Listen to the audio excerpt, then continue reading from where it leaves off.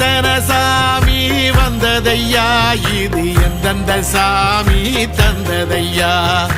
எத்தனை பாட்ட சொன்னதையா, அத சுத்துற பூமி கண்டதையா, அடிச்சு வீசும் காத்துலையும் அந்த தகப்பனாச சுத்துதையா,